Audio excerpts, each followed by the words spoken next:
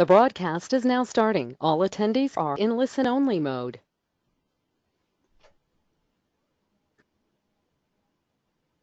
Good morning. This is Matt Harpold with Web Courseworks. I am the account manager and will be emceeing the webinar for today. Want to thank you all for coming. We'll be starting at the half-hour mark here at 11:30 Central Time.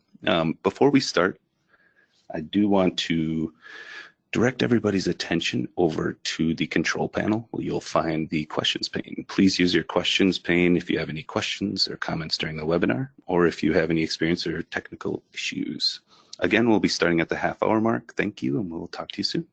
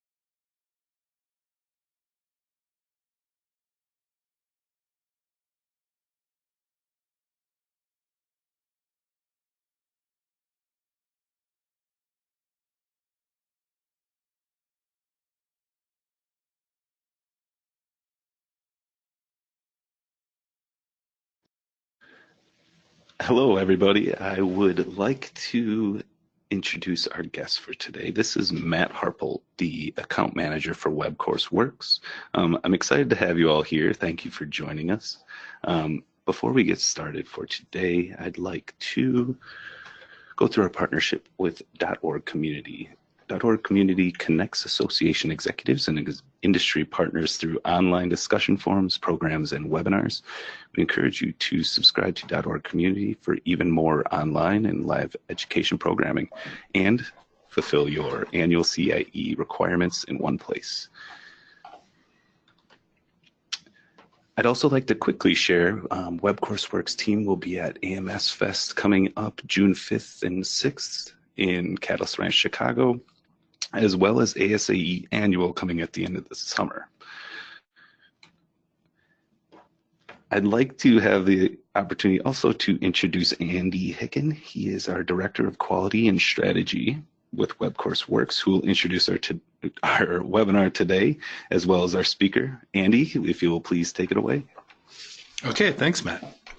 I am not the main speaker. Our main speaker is Pat Leonard, who's the Vice President of Business Development at Credly. I'll tell you a little bit about Pat.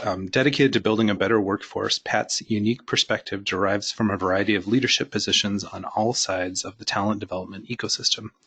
In corporate education, Pat led the U.S. division of the American Management Association and was president of McGraw-Hill's Lifelong Learning Division. In talent development, she led the largest region of Manpower Group's Right Management Division, providing career management and talent development solutions.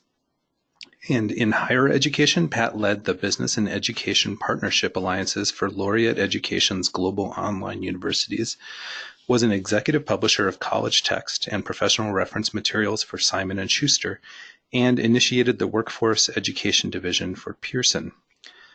Now with Credly, Pat is leveraging that insight on both the supply and demand side of talent to provide a meaningful tool useful to the issuers of credentials, the earners of those credentials, and those who consume or utilize those credentials. So we're very excited to have Pat Leonard join us today. And Pat, welcome, and feel free to take it away. That's great. Well, thank you for that lovely introduction, and welcome all. I hope the full effects of caffeine have kicked in post of what I hope was a great 3-day weekend. So just real quickly, let me give you some context here for my remarks, my contribution to this discussion today about digital credentials and how this is a tool, an asset that can be utilized by associations. So if we kind of just move forward a page, the context I'm coming from is from Credly. Credly is the largest digital credential platform and services company globally at this point, particularly on the heels of our acquisition of Pearson's digital credential business just this past year. We literally are issuing digital credentials in just about every 2 seconds. Credentials being either issued, viewed, shared, or somehow used out there in the World Wide Web and elsewhere. We're working with individuals in over 195 countries who are earning credentials and utilizing those to be able to move themselves forward professionally, as well as being able to meet the goals that they may have set. And this is a really interesting use of technology. It's software as a service. It is available to anyone, anywhere across the board. So with thousands of organizations that we work with, tens of millions of individuals to whom we have issued credentials, and then multiple tens of millions credentials that are on our platform, from everyone from associations to education institutions to corporations themselves. I've got a little bit of context to be able to give comment and field your questions today. So that agenda, let's move on in terms of what we're going to cover here. It is a really interesting time right now, and digital credentials have been in place since 2011, 2012.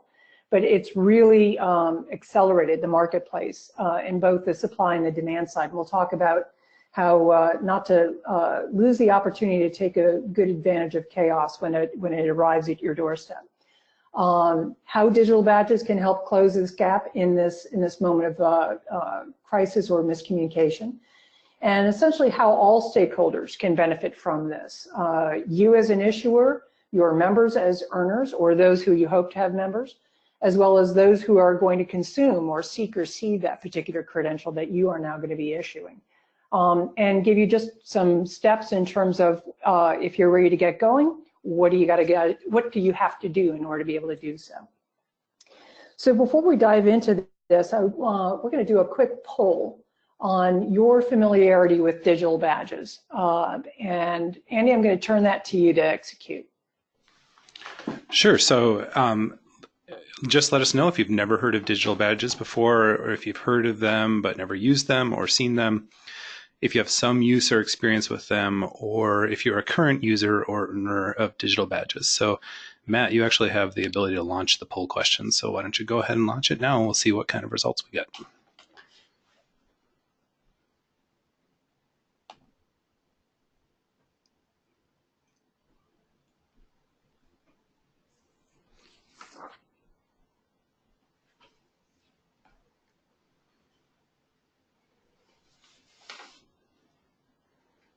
Okay, and we're starting to see some results come in. Pat, while we're waiting for the results, what do you typically see out there? What's the most popular answer? Great question. It is across the board. What I like to think of, I kind of bucket organizations, particularly associations, into one of two categories. Those who are in a position of being able to transition, meaning they already issue some form of certificate or certification, and they're exploring digital badges as a means to be able to see some efficiencies from a process that they do today, but it may just be they're killing a tree and putting it in the mail. As opposed to the others who are in a far more transformational rather than transitional, a transformational role where they don't currently do certificates. They may do just professional development, or they may do some general events at their conferences or what have you, but haven't formalized that process of recognizing professional development or their members' acumen by virtue of that. And so it's a little bit more of a few more steps to be able to take before tackling that. Cool. So let me give you the lay of the land. You might not be able to see the poll results, but the most popular answer was the second. So the majority of our attendees have heard of digital badges, but have never used them or seen them. And then tied for the second most popular answer were never heard of digital badges before, or heard of them and also have some use or experience. And then the least common answer was the last one: I'm a current user or earner of digital badges. So very interesting. And we're going to go great. ahead. So let's carry on forward, and with that context for our community on the call here, on the webinar, then I'll be looking for really good questions at the end of the session as we go through this then. Because this may be the first time for diving deeper and learning more than what you may have been aware of in the past. So let's dive in. So perfect storm is something I like to be able to frame sort of what's going on out there, validated by a number of professional organizations that do research, deep research in these spaces. McKinsey's Education to Employment report was done a couple of years ago, but unfortunately, the statistics of what they were reporting haven't improved that much. Same thing for the Manpower report. Both of them kind of highlighting the issue of they have a challenge quite different from 10 years ago, when you had a glut of talent that you could be quite picky about who it is that you wanted to be able to hire. Just the U.S. demographics of, you can't change the U.S. birth rate. You can't go backwards and say, let's manufacture more 18-year-olds. We've got an issue in terms of the number of employable but also the kind of skills that are being available in those who are available for employment. So the first 2 points from McKinsey and Manpower are pointing out that employers are really challenged to be able to fill positions. There was a recent report that just came out from Gallup, which heightened that number. It went from 40%, went up to 63%, and that was a report that was just done earlier this year. So things are getting more challenging, not easier for employers to be able to find the right kind of talent. And we'll speak a moment in terms of the number of the drivers that continue, in addition to the birth rate and hireability, that make that a continued challenge. From the more traditional way of looking at professional development, meaning degree, conferring degree, we also have an issue here of a significant number of academic institutions really think that they are preparing their students for the path of study that they're going through and the degrees they're conferring, that they're readying them for the job market. Unfortunately, the consumers, those who hire on the other side, feel less so, and a great chasm between those two kind of points of perspective. So there's real work that needs to be done. As we go to the next page, you can see some of the kind of trends that we're seeing out there in the marketplace that are really speaking to this need to think differently about how you continue to develop your own personal talent, how you as an organization make talent development and learning and education available to those you serve, because you've got this ecosystem challenge that's going on from a whole host of providers here. First of all, let's talk about kind of this general sentiment of the lack of trust. Whether you want to call it fake news or whether or not you want to refer to the incredible amount of fiction that is in LinkedIn, there's a lack of trust in terms of you say that you know this or can do this. Really? Says who? How do you prove this to me? To an employer who has very little time to be able to get you up to speed and contributing as best as you may, as fast as possible. You've got to change it, as I said, in demographics, not only in terms of the millennials who have come at this with a different perspective in terms of an appetite for ongoing professional development, but looking to be recognized for it, all the way down to the shift in kind of the workforce. 43% of the of the workforce by 2020, close to 50% or more by 2023, is forecast to be staffed less so by full-time and more so by those individuals who are doing gig work, meaning you've got talent that you need to be able to assess quickly and plug into the job right away. And how do you have that means to be able to understand who's the right talent and are they a match for the kind of role that you're looking to be able to see? Certifications themselves growing simply because, and we'll see this in some of the trends, the shelf life of an academic degree is 5 years or less. 5 years or less. So that means if you think you are one and done once you have earned a degree, if you can afford to earn a degree, you are sorely mistaken. You are now entering into an era of lifelong learning. And how are you going to be able to add alternative credentials if you have not completed an academic degree, or additional credentials if you have completed a degree and need to continually show how your acumen, how your skills are sharp? Skills-based hiring, we'll talk about that in a moment, on both sides. Both education institutions shifting to more skills-based learning as being something to address these kind of challenges, but also the employers themselves swapping out 3 to 5 years of experience, which may or may not be a proxy for what skills you do or don't have, to shifting more towards skills-based hiring, where they're specifically calling out competencies and skills that you need to be able to have in order to be able to be eligible for this particular or qualified for a particular job. So as we go to the next page, this is... If I can interrupt real quick, Pat, we do have a question that came in from Tom Schultz. It was, where are the 96% and 11% sourced from? Happy to be able to provide, I've got a whole dashboard of cited sources for that prior page. Happy to be able to send that out, and we'll give you contact information at the very end. So, Pat, this is Andy. I have a question as well. kind of just to give you a chance to get a drink of water, but the term digital credentials, I think a lot of people in the association space are familiar with kind of a usage of where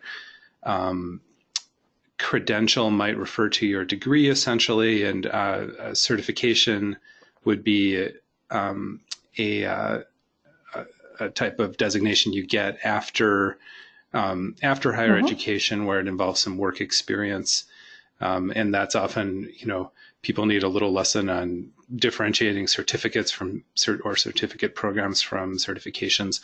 So just broadly, when you talk about digital credentials, are you talking about all of that? Or how would you define the scope of what a digital credential would be? Great question. So credentials indeed are just like interchangeably, you could use the term badge in some cases. But a credential can mean that entire swath, everything from, and we'll talk about some of the things that an association can be able to recognize. But it can recognize, credential can be applied to a full completion of an academic degree, to a high stakes assessment-based certification, to a certificate, to a recognition for experience that could be an internship, apprenticeship, active participation in a conference or in a board work or what have you. Credential can mean anything across the board. And one of these points on being able to have a digital credential is it lends a degree of transparency that's needed to be able to help that communication. And if we carry forward, we'll be able to see the need for that transparency and how a digital credential can be able to give you far deeper insight as to what it is you're trying to be able to communicate, rather than a historic credential, which is one line, which is a degree, a BA in business administration. Doesn't necessarily tell me anything specifically about what you learned. Hang tight on that, and we'll touch on that in just a second. Okay, thank you. So this is, we just spoke of some of these market indicators and these percentages that we see of activity that are all kind of calling for a need for a more immediate proof point and communication of what you know, what you can do, and what your experience is.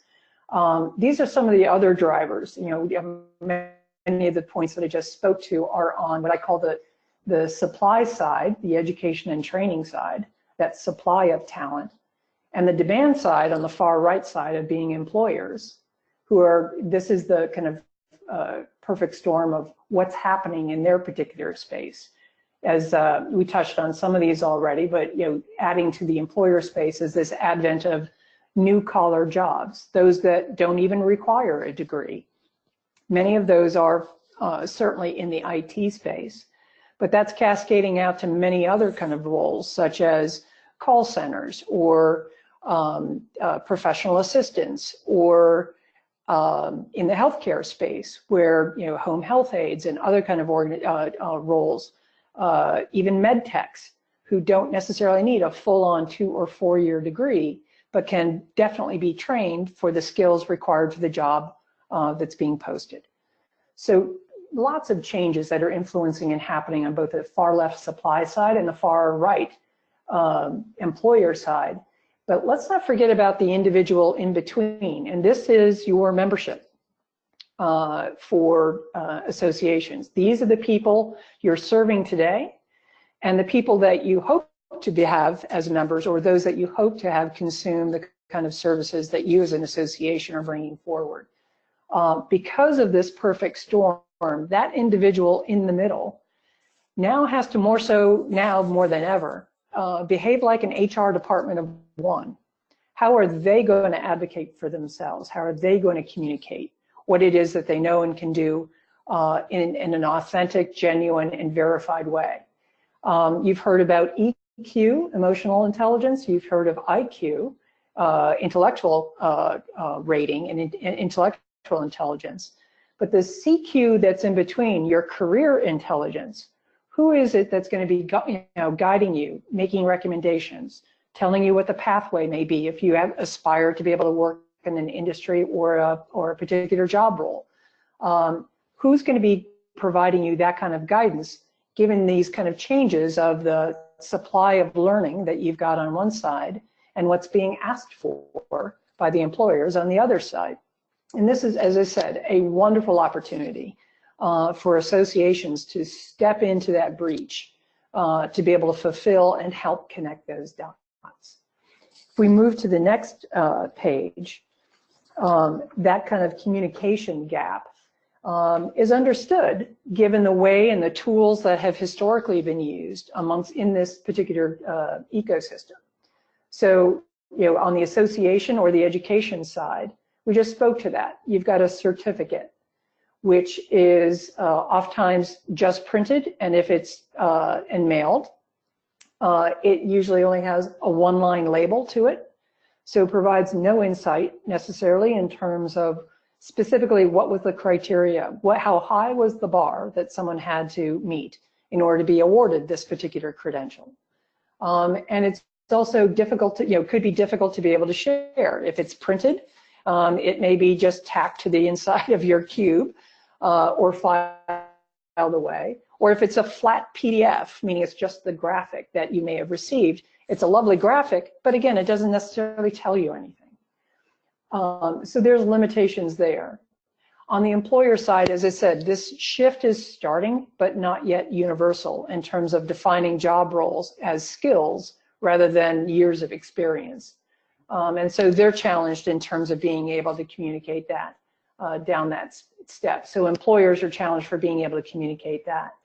And then you've got that individual in between who is hamstrung in terms of the only thing they had in the past to share was their resume, which is their own self-reported information. But who is that verified by? And again, oftentimes they don't have the language to use, nor necessarily something in detail to be able to really describe the experience and the competency that they have based on this one line in their LinkedIn profile. So thus brings us to the opportunity for utilizing digital credentials as a tool with the individual who's in that middle of that graphic there, who individuals learn from a host of sources. They'll have education courses from their employer. They will have professional development resources to avail themselves from you as an association. They certainly have their academic programs, whether they've completed an academic program or done non-credit kind of things. So how do you help that individual in between utilize a digital credential in a way that they can control, that is very detailed in terms of describing skills, is data rich, it's shareable, it can be verified by the organization that has issued that particular credential, and more immediately, it can be provided real time.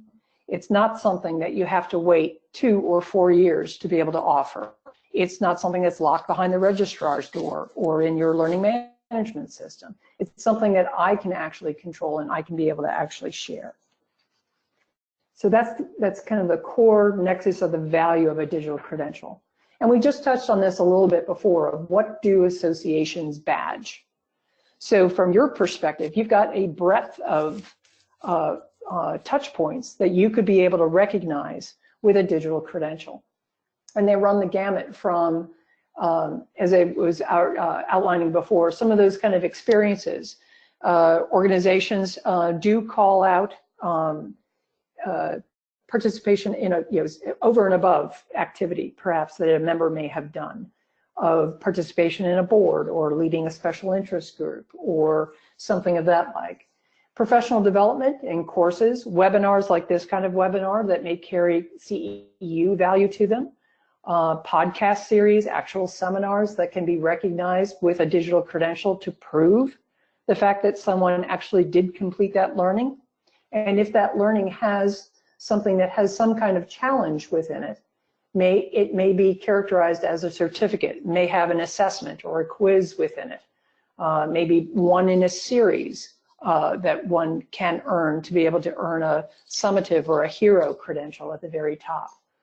As I said, high stakes assessments where needing to be able to go to to an assessment centers or what have you in order to be able to sit and take the exam is some of the another signal of even greater rigor of what someone needs to be able to go through, as well as organizational.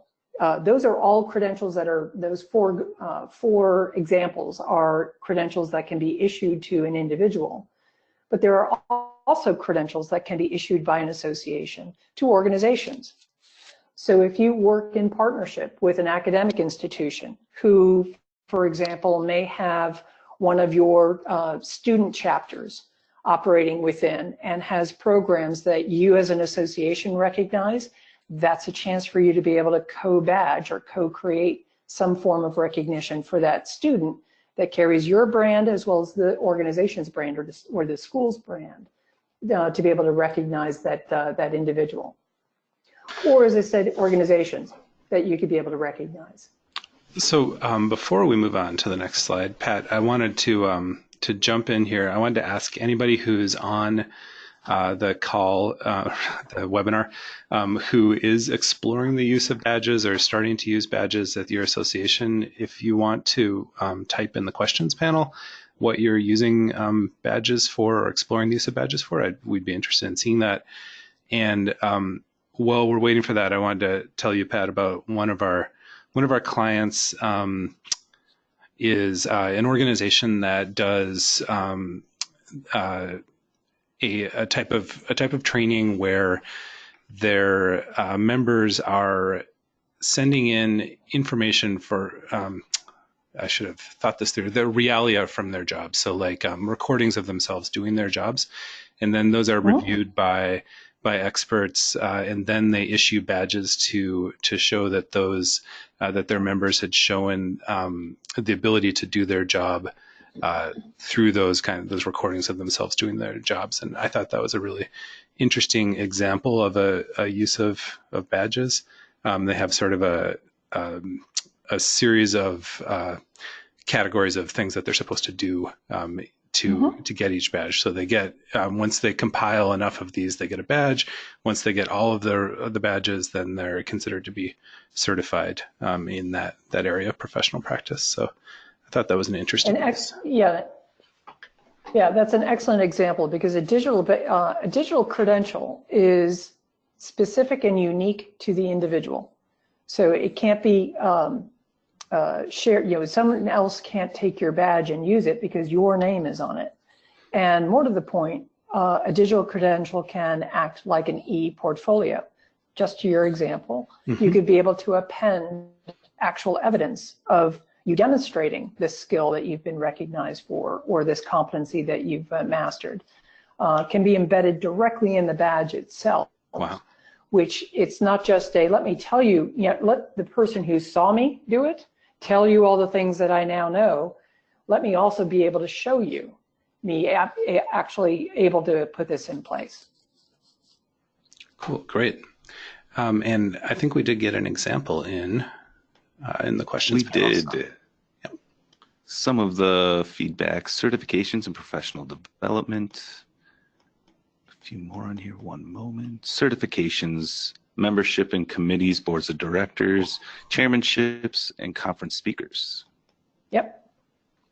Indeed, all of those being, a valid recognition of, and important to, and we'll touch on this in just a moment, of you can badge anything. Doesn't necessarily mean you should. The real value of a digital credential is thinking about that full audience, that full ecosystem. If you actually go to the next slide of that value of a digital credential for all stakeholders, is when you are designing and thinking of a digital credential, think of all of these, participants in that ecosystem. The issuer, that's you, associations, the earner, to whom you're issuing it, and the consumer, those who are either seeking that or who are going to be seeing this digital credential. This kind of answers the who cares and so what kind of question. That digital credentials are wonderful in terms of being able to explain the devil in the detail, but also think about, how is this going to be valued? How is this going to be used? If it's just issuing a digital credential to say that someone paid their dues as a member, that's not necessarily a real valuable signal to the ultimate consumer. It just may say that you're a member in good standing. Now, if you are an association where it is incredibly difficult to become a member because you make the membership standard so incredibly high, in that instance, recognizing someone as a member of an association may be wonderfully appropriate because of the nature of the membership itself. More often than not, it's a matter of understanding what's the value of when someone sees this digital credential.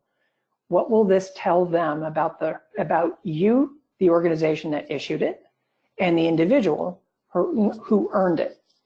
We like to use the term, is this a resume-worthy recognition?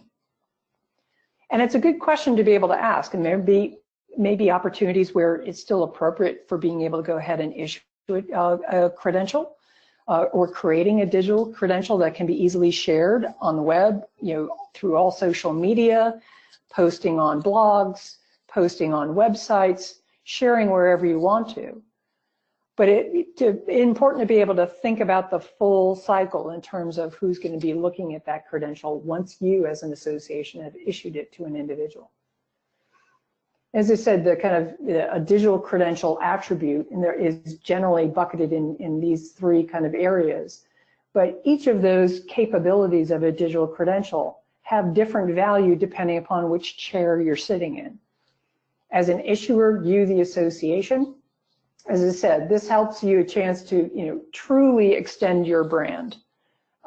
It gives you a chance that with every individual to whom you issue a credential, that person is now turned into a brand ambassador for your association and garners you social media impressions from a marketing perspective in a depth and breadth that your digital marketing budget can't even touch because they are taking your message out to anyone that they want to be able to share this digital credential with. So huge brand builder for you as an association, but also a means to be able to very clearly communicate specifically what are you recognizing, and using language that you want to have consistently shared out there in the marketplace. You're not leaving it up to the individual earner to make up a description of what their learning experience was with you as an association. They now have this as a tool to confidently now tell their story using the terminology and the language and the phrasing that you want to be able to get out there as an association, as the issuer. You'll have an opportunity to be able to come back to this on this recording if this is a useful guide for you as you're thinking about what should we be credentialing, and thinking through that entire ecosystem and having that value proposition discussion of, is there a who cares and so what answer to each of the participants for this particular credential that we're going to be creating and issuing? Are we seeing any questions on that in chat? I have not seen a question come through. Okay, great. I actually have one.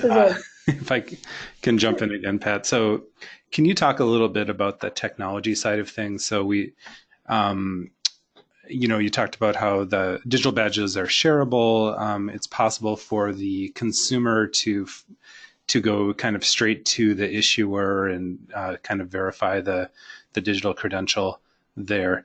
Obviously, there must be a technology side to that. Can you give us the 30-second primer on how that works? Sure. There's 3 different ways that you can be able to issue a digital credential to someone. Very simply off of our platform once you've built a credential. And this is a fairly common process for any digital credential platform. But once you've designed the digital credential that sits on the platform, you can go in and issue 1 badge at a time to individuals. You can be able to create an Excel spreadsheet to be able to upload a whole cohort to whom you want to be able to issue credentials. Or we have open APIs that you could be able to connect your platform to our platform and automate the process for being able to send out credentials once that individual has met the criteria that you've set on your side of the platform, on your side of whether you're using a learning management system or a credential management platform or something like that. We integrate with a number of platforms that you can automate that process to issue. So the technology side in terms of what you as an association need to do is incredibly low, because the platform that we're offering up supports you for being able to design, build, and track. And it supports the individual who earns the credential and how to be able to share it on any of the social media platforms, Facebook, Twitter, LinkedIn.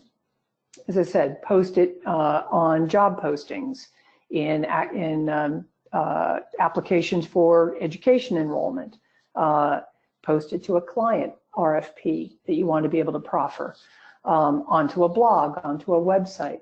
All of that technology, that shareable technology, when done well, enables the individual to be able to take and share that credential wherever, with whomever, as frequently as they choose. Great, thank you. Mm-hmm. So again, these are just a kind of hero points in terms of the benefits to an association to be able to use this.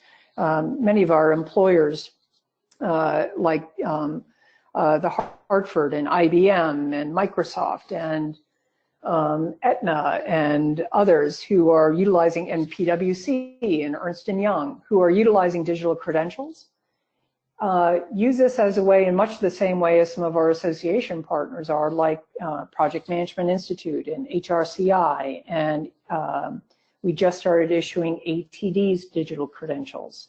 ASAE will be issued digital credentials, but a means to acquire.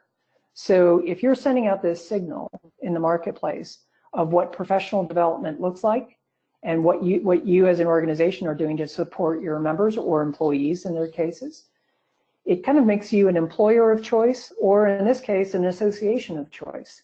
How do you acquire new members? By virtue of utilizing digital credentials as a way to be able to signal very clearly to the marketplace who you are, why you're an authority, what kind of professional development you provide to your members to help arm them, equip them in this perfect storm of the demand for evidence of talent, evidence of competency.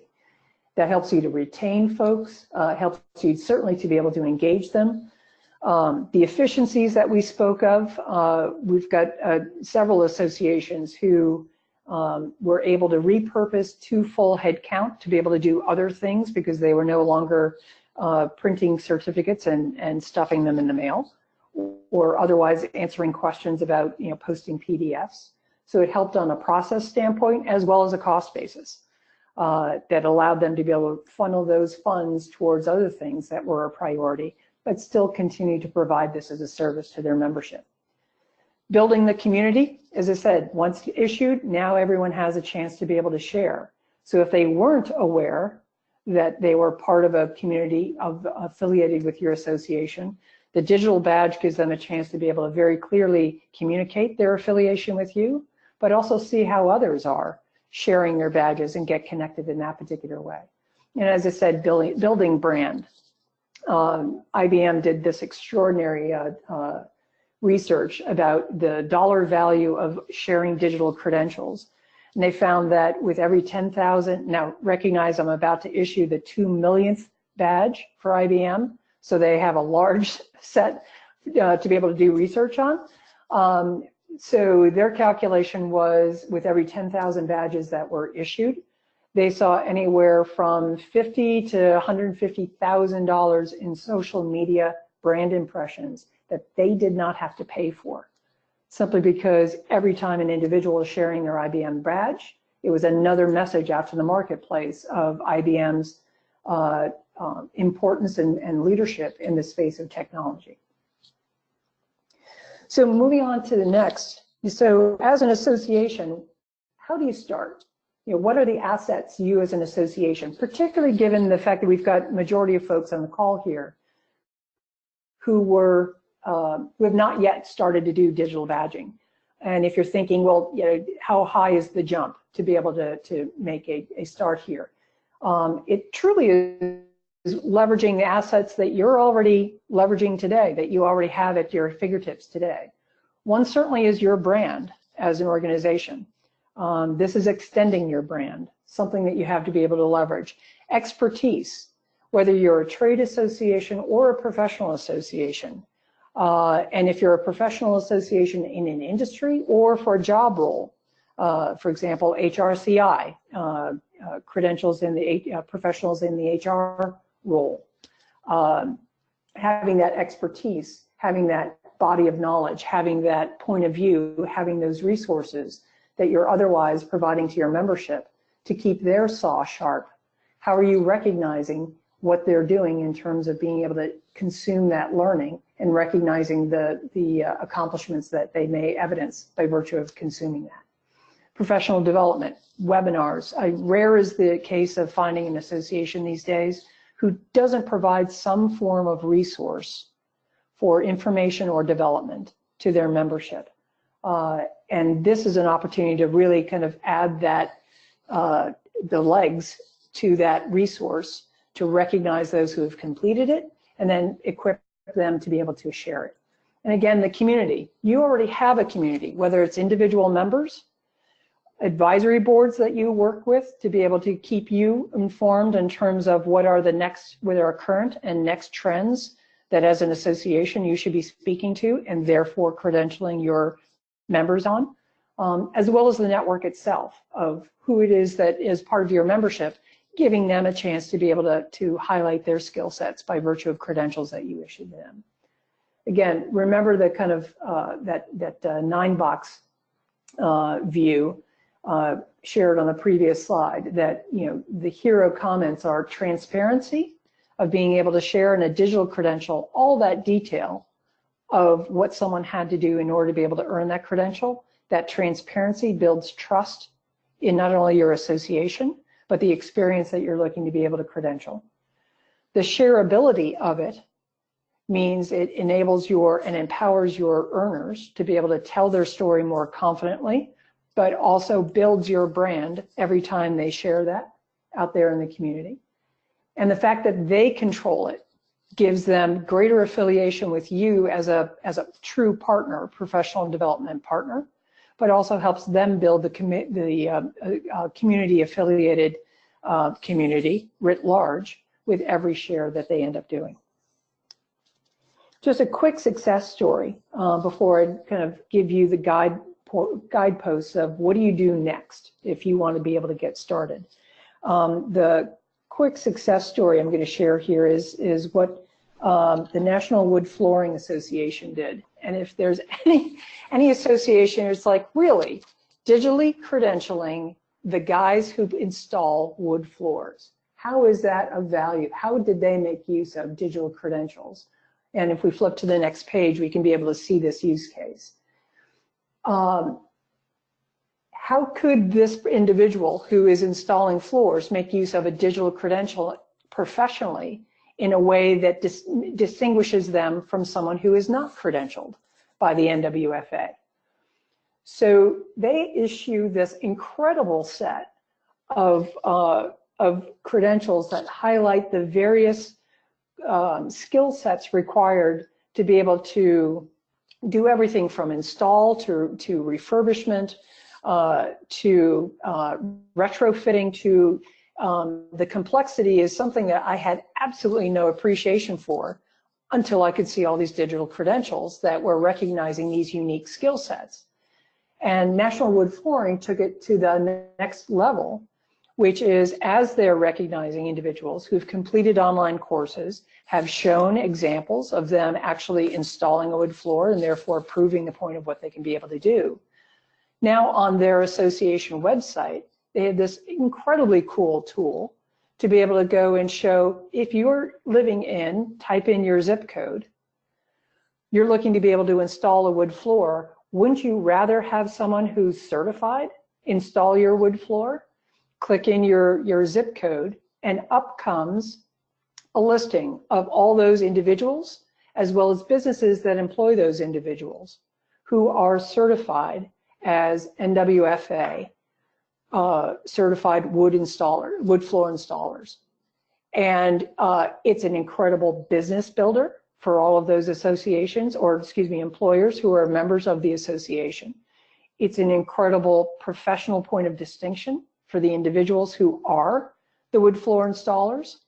It provides a fabulous career pathway very clearly to be able to show from basic all the way up to advanced level certifications that can be issued across the board for them to be able to communicate. And as with each progressive level of advancement and sophistication of the badges, with that comes for the individual a higher cost per hour because they're more highly qualified, as well as for the employer being able to have valid basis for the fees that they're charging because they actually have professionals that can prove their acumen.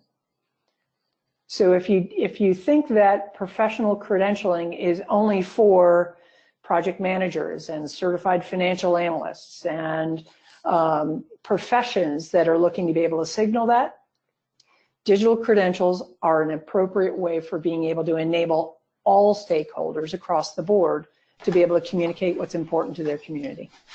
That is a really cool story, and I don't think I had thought of, and maybe this was on one of your previous slides, but I don't think I'd thought of the kind of marketing benefit to the small business person of being able to have that badge that they can put on their website. So that's cool.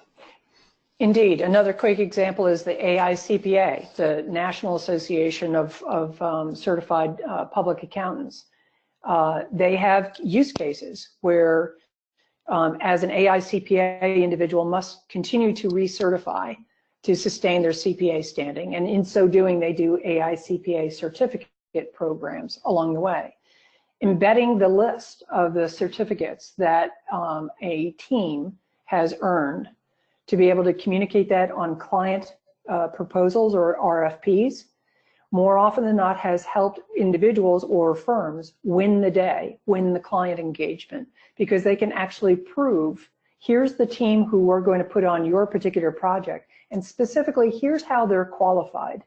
And it shows how, click on any one of these badges, and you can see that the team, this person just got certified 2 months ago on international tax or nonprofit tax or whatever the specialty may be that is important for that particular engagement. So time and again, it's a means to be able to very clearly communicate what's important to the recipient in a way that is far more verified and validated than someone just self-reporting, hey, I've been reading a bunch of books on fill in the blank. Nice. So how do you get started? And I appreciate we're coming down to the bottom of the hour here. So we've just very quickly, this is the process. So how to be able to best utilize this platform to be able to create portable, verified, digital achievements across the board has kind of steps along the way. And we can be able to help if those who are interested, who are just starting to experiment in this space. I'm happy to be able to explore this deeper if you'd like. That's relevant specifically to your particular association's use case. But generally, everyone follows through this particular pathway, where first you think about create, and again, think about that entire ecosystem, not only that which you can issue a credential for, but also who's going to receive that credential and what does it mean to them on the other side in terms of the consumer. So helping to think through governance, you know, who can create a credential, who can issue it, who's going to track it, who's going to look at the data. Taxonomy, how are you using the language? Framework, is it independent or does it sit as a series of credentials that stack together? Is this aligned with the goals or in the interests of the folks who are going to be seeing these credentials? Again, think of the end in mind of who's going to receive your credentials and work your way backward to be able to make sure that the recognition that you're creating is going to be ultimately valued out there in the marketplace. And then down to the point in terms of the actual graphic design of the badge itself. We spoke quickly about the issuing kind of process, how to be able to communicate that between the two platforms. Literally, there's no technology tools, additional tools that you need to have on your side to be able to start doing that. That's everything that we provide as part of that service. Earner communication, letting people know that this is coming, what it is, and how, how to earn it, how to learn it first, how to earn the badge, and then how to share it. That's step 3 we provide. Support, how to promote this, how to be able to inform the marketplace. You're now going to be issuing credentials. Why that's important and what that says about the credential holder is a really important part to be able to communicate out there in the marketplace. So when they start sharing, people will be receiving that and understanding what's being shared. A digital credential, different from a paper certificate, has a digital tail. So you can be able to start seeing how often have my members started to share this? Where have they shared it? Is it in LinkedIn? Is it in Facebook? Is it in Twitter? Are they posting it elsewhere? So you have a chance to be able to get some insight, which is terrific to be able to understand, gee, all of our members are posting this on Twitter. Have we as an association posted things to Twitter? Because clearly they think people are looking at their acumen there, their skill sets there. Are we in the space where they are sharing our credentials? Gives you great insight in terms of actually what your badge or your credential earners are actually doing with the recognition you're giving to them. And again, thinking about that holistic benefit of all the stakeholders together, how everyone can be able to benefit by virtue of using this. I know we ran through a ton very quickly, and I wanted to give you as macro and generic a version as possible to be able to just use this as an education opportunity for you. As I said, if we go to the last page, happy to entertain any other questions and happy to dive deeper to make this, to kind of step through this in a very specific way for how your association could get started quickly. And I do mean quickly. We have launched digital credential programs in a week. And we have launched digital credentials for organizations who have taken 2 years, who just started out and hadn't yet thought about what kind of professional development they wanted to be able to offer, what kind of credentials would be meaningful, and wanted to be able to have a partner to think through that before they started to launch. So we, as I said, from a week to a year, it really depends upon you and how ready your organization may be to diving in.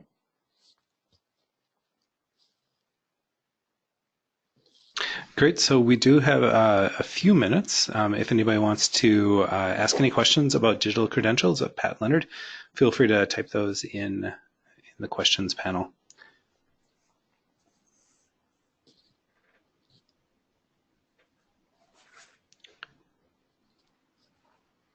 So Pat, while we're waiting, let's take one of those organizations that hasn't thought about issuing credentials at all before. So somebody who's just getting started, where do you start with an organization like that?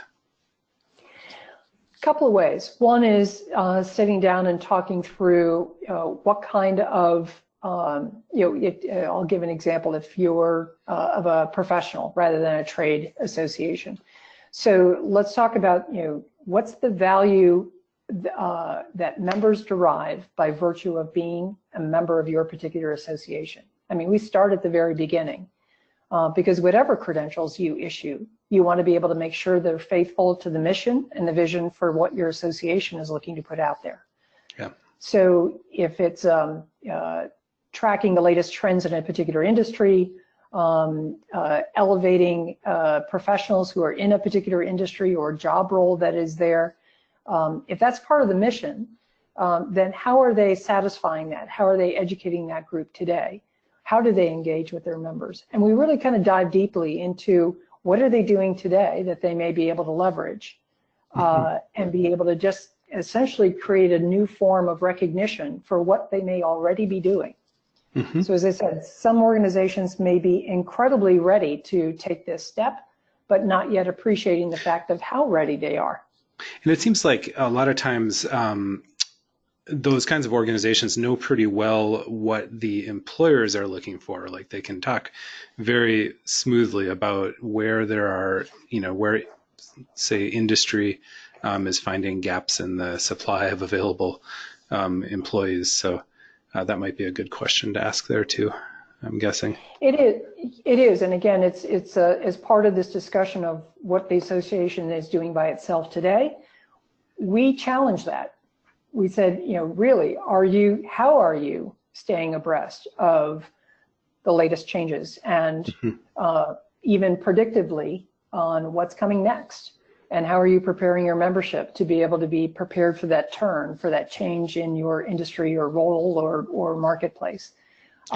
We challenge folks to be able to bring in their corporate, their employer or corporate advisory members to be able to say, if you received this, let's start challenging you. What would this say? What kind of criteria would you want to see called out in this particular credential in order for it to be meaningful to you as a hiring organization? So again, walking through the whole ecosystem to say, if we build this, will you hire it? Right. Or will you come? Is an important part of the conversation. Absolutely. So we got a great question in. So from David Ritter. He says, first, thank you for a wonderful talk. My organization builds trust and status by offering certifications that are acquired through completing CE or continuing education that is overseen by a federal accrediting agency, which suggests that the benefits of using badges related to standardization and credentialing are already accounted for in our current business structure. He writes, aside from the brand building benefits he pointed out, particularly by growing our social media presence, which is considerable, but he says, aside from those brand building benefits, can you describe how badges would not be redundant for my organization? Any thoughts on that, Pat? Sure thing, and it gets into the the transparency and the shareability of this. So, let's use the academic model. On the one hand, there are academic standards of Carnegie seat hours, et cetera, that absolutely are communicated out there. And all that information is locked away behind the registrar's office. So being able to get recognition immediately to be able to share, because in the academic space, you actually, surprisingly, you do learn something that's important and important to share in between enrollment and graduation. But currently, there is no easy means for you to be able to do, to share that information. Hence the reason why academic institutions, for example, are starting to create competency-based badges that recognize courses or a stack of courses with a certificate while the person is pursuing the summative or the final 2 or 4 year degree, but give them something to be able to communicate in a verified way along the way. We have many organizations that have a credential management platform that say we've got the list of who took what course or who has earned what certificate, which is great, but it's a list that is controlled by somebody else. And if an individual wants to be able to share quickly with an employer or a client or a job application or college application or someone else, if they quickly want to be able to, with one click, verify the fact that they are so credentialed, that is a far faster process to be able to put that control in the hands of the earner, as opposed to requiring someone else to be able to go to a website, hope that they have the proper code that the individual may have provided for them to plug in, search the database, see if they've actually been confirmed as earning that particular credential, and go through all those particular steps. Why do that when the individual can share a link, share their digital badge, and with one click, it's verified that this person actually did earn this credential on this date. It expires on that date. So particularly for those that need to recertify, it gives you a means to be able to show they were one time certified, but are they currently active? That's another means to be able to make sure that someone is offering up the most current and accurate information right then in the moment. Great. Well, thank you so much, Pat. I think we've run out of time, and thank you to everybody who attended as well. We do make the recording available after the webinar, so look for an email with that recording. And I think that should wrap it up for today. So thanks again for attending. Thank you Yes. Thank you all. Thank you, Pat. If all attendees would take just a moment of time just to take the post-webinar survey. This is just to improve quality moving down the road, but we really appreciate everyone attending and have a wonderful week. All right, bye.